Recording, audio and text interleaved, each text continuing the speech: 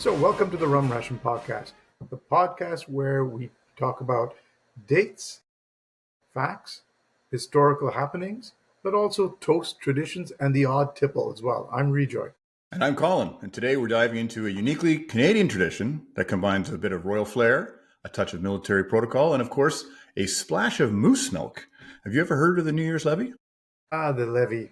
Yes, of course. I have many fond memories of the levee. I mean, we've celebrated it together many times in the past.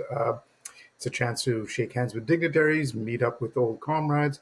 Of course, it's timed conveniently early in the morning of New Year's Day. But before we get into all that, let's remind our listeners a little bit about what we're all about. The Rum Ration podcast, we're always open to suggestions. We'd love to get some episode suggestions from you guys out there. We're always open to great ideas. If you want to see some guest speakers, people that you think could give us some good topics, good information, we'd love to have them on. And don't forget to sign up for updates on rumration.ca. Okay, so back to Levee Day. Now, it's a uniquely Canadian tradition, right, Colin? But didn't begin in Canada, did it? No, a great question. And we know how much you love an early morning start. So let's roll the clock back to 17th century France, shall we? Beautiful time in France. Yes, they loved early mornings. At least one person did. So levee comes from the word Levée du Soleil, which was the rising of the sun. And the sun in 17th century France was Louis XIV, who considered himself to be, well, the center of his universe. The Sun King. The Sun King. So his view on things is, I've been told, much like mine. But I don't take that too much to heart. So what he used to do, the Levée du Soleil, would start very early in the morning. At sunrise, he'd have select nobles, young nobles, men, all wake him up in his bedchamber and help him dress. And they would start the day by talking about his agenda, what was happening. And it was a very ceremonial sort of thing, lots of rites and rituals. And it was considered a great honor to be allowed to dress the king. And did you know the greatest honor of all was being allowed to accompany him to his, as they call it, the water closet and clean him afterwards, because God forbid that he do it himself. Great honor. They had that similar in the British system, didn't it? Was it something of the stool? Yeah, which apparently wasn't meant to be the actual stool that dropped, but more the stool that one sat upon. Too much stool information, but yes, you're absolutely right about the Levée du Soleil, and the whole Levée thing. It was all about posturing for power, trying to get access to the king, and it was a great display of power and accessibility. And the practice caught on and spread throughout Europe, including to Britain, and it evolved into basically formal court receptions held in the early afternoon. Only men were invited, of course. We wouldn't want to scandalize anyone with any kind of co-ed mingling. Not at all. No, not done. And in Canada, when Levee Day was adopted here, it was actually tied in a lot to the fur trade, wasn't it?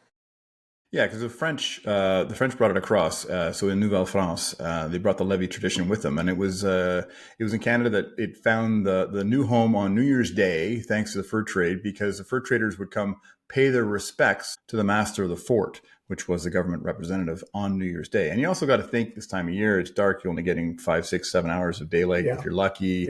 It's been quiet. There's not much going on. You can't get around. It's cold. It's miserable. I think having a reason to get out and go visit people was probably something that really drove a lot of folks.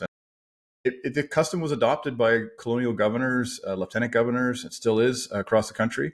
And levee became a fixture in Canadian society and kept by the British after the conquest of 1759. Yeah, speaking of the fur trade, no Netflix in those days, right? So no Netflix, no. But speaking of fur trade, do you know how old the Bay is at department store? I believe it's around 355 years old, right? Correct. So founded in 1670. Guess what? Right around the time the Rum Ration was founded. Oh, I'm thinking maybe we should send an email to the Bay, suggesting that they change the name of the Bay to the Rum Ration. Good idea. It's natural. It's natural. Founded in 1670. So let's talk about that first Canadian Levee Day. So there is actually a record of the first Levee Day taking place. And lo and behold, January 1st, 1646 in Quebec City, because this was long before the British arrived and gave the French their walking papers. And it took place at the Château St in Quebec City. And the governor at the time, now bear with me here, It's not a German name, so I may stumble. Governor, Charles Huault de Montmagny. well, thank you. There you are. De Montmagny, and he hosted the event, greeting citizens. Obviously, not every citizen, probably just the, you know, top people in the city, as one does, as I generally do as well. Only the top people will be invited over. And sharing news from France. Also, it was a time to actually find out what's going on in the world because they were quite isolated here. Again, no email, no snail mail, none of that stuff. Everything coming over by ship. And it was also renewing pledges and loyalty to the crown, wasn't it? Bit of a town meeting, but with the funny hair. Yeah, funny hair, powdered wigs, and probably some more wine too, because the tradition continued with the British, so they're colonial governors, and eventually became a uniquely Canadian observance. No one else is doing it right now around the world. And today, levees are hosted by Governor General.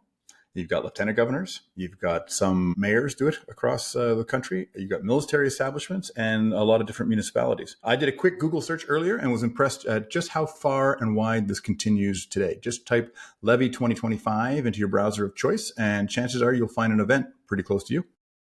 It's quite amazing how what started off as this sort of very small elitist gathering has become into a national routine over here, hasn't it? And let's face it, one of the big draws about Levée Day, at least it was for me, I remember that, was refreshments. And speaking of refreshments, let's take a break to hear from our We Wish We Had a Sponsor segment, which I have had some good feedback from people. They think it's pretty hilarious that we're shilling for fake sponsors that we don't have here. So here's one that we wrote for Pusser's Rum, hoping that they would love to become a sponsor of us because we think that their history and their lineage and their culture and their product is just perfect for fitting the rum ration. So here we go. Ahoy, listeners. Raise your spirits with Pusser's Rum, the original Navy rum enjoyed by sailors since 1655.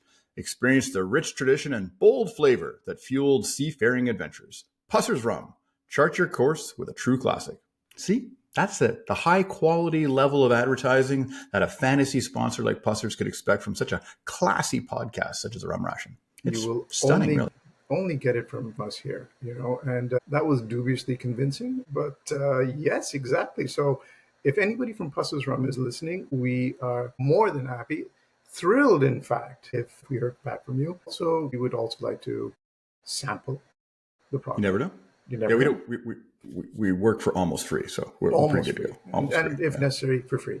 Welcome back. Let's just say welcome back to the Rum Ration podcast. And before the break, we'd started talking about the all-important refreshments that were typically imbibed at a levee.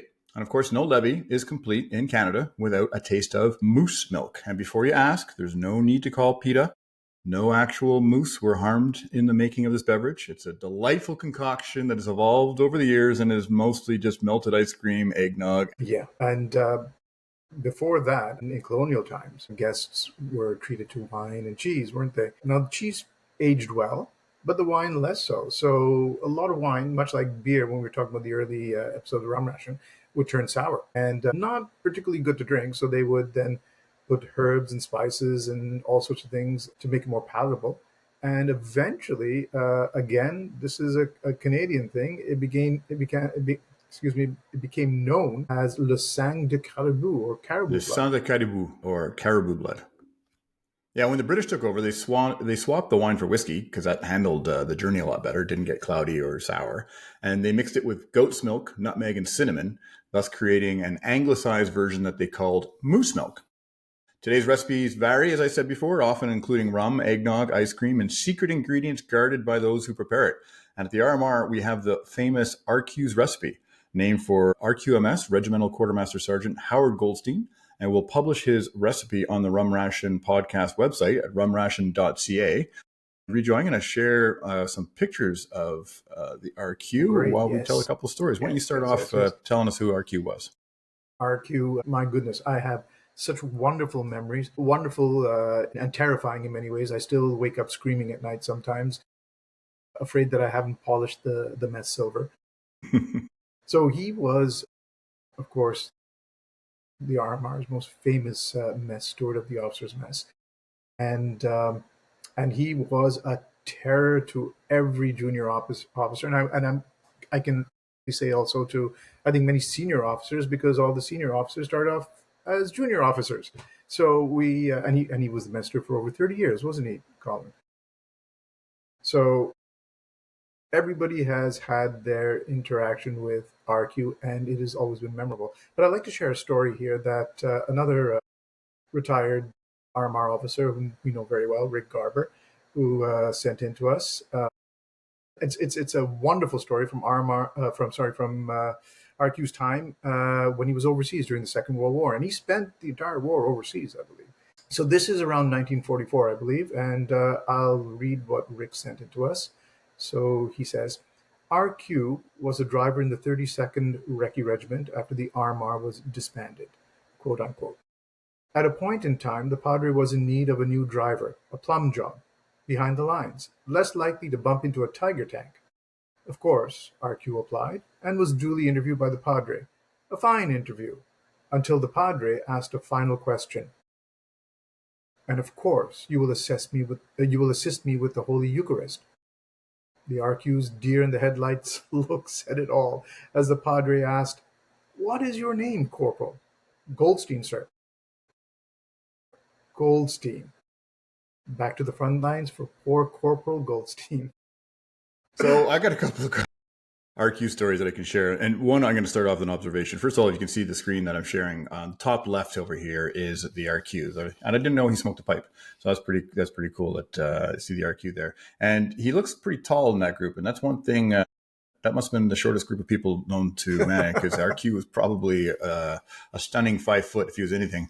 It's even I towered over him. Yeah, exactly. But what I love about the story that Rick shared with us is, so one of the things that always struck me about the RQ is that he had joined prior to the war. He had joined in, I think, 1937. And so, like we do every year in May, we toddle off to church parade. So he would have gone to a couple of different church parades because back then everybody was told that they were going to church. It didn't really matter what your religion was. And being a Jew who had joined the military was relatively rare, particularly seeing that the war, or so the country was gearing up to go fight the Nazis, and it would be pretty dangerous as a Jew to get captured.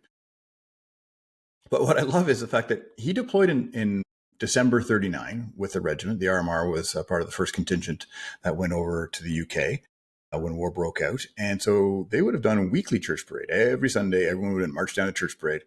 GRQ, you think over those 5 years of going to church parade, maybe you could have paid attention and figure out what the Eucharist was and how to lay things out? Who is this Eucharist you speak of? Exactly. I mean, I'm not Catholic. I was at a Catholic funeral yesterday for a dear departed Jacques Girardin, former commanding officer of the regiment. And I can still see, if I was asked probably to lay out the Eucharist, I could probably get it done, figure it out, particularly if it got me away from having to fight off tiger tanks and all that other good stuff. So poor old RQ. But one of the things about the RQ was it was only pointed out to me, I can't remember which senior officer it was, but I'd been in the regiment about 3 or 4 years and in the officers' mess, and I'd probably risen up to the rank of captain at that point. And it was pointed out to me that the RQ had just called me sir. And I hadn't really noticed it or paid attention to it. And it was quietly clarified to me that RQ was never disrespectful to anyone. But for those that he did not hold in high esteem or respect, he would refer to them by their rank only and address them by their rank. And when the day he called you sir, you had made it in the RMR, which I thought was kind of cool.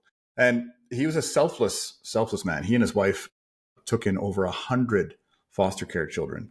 And in the late 80s, early 90s, when the crack epidemic was sweeping North America and it finally hit Montreal, he and his wife were specializing in crack babies. So babies that were born addicted to crack. If you know anything about a crack baby, it's that they scream nonstop because they're going through withdrawals. And so you imagine how hard it is with a baby already crying through the night. Imagine one that's addicted to crack and is being weaned off of it. He and his wife did that for years. We put them up for the Order of Canada and unfortunately didn't get accepted. But I think another thing about guys like RQ that a lot of us took for granted at the time is that when you and I joined in 89, 90, we would be coming in on a Saturday in the back room, the cigar smoke would be blue and you'd have all these World War II veterans in there reliving their battles and telling stories and all that stuff in the officers' mess. And we just kind of took it for granted that these guys would be around forever.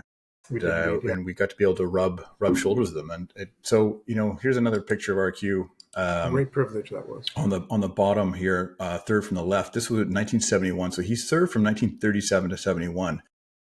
in the RMR, and he was the regimental quartermaster sergeant for probably the last 20 years, 30 years of his career with us.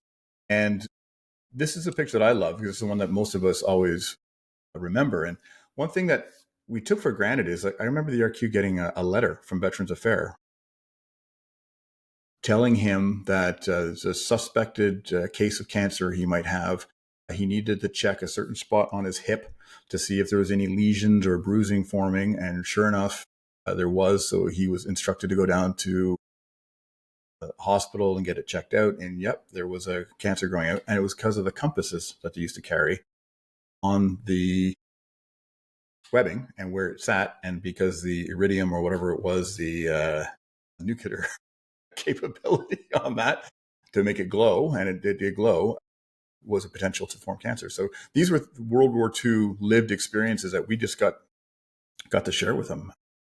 And I'll wrap up my recollections of RQ is that poor old Colonel Harry Hall was commanding officer when RQ died and had to give the eulogy, and that was a tough one because none of us would have been able to keep it together.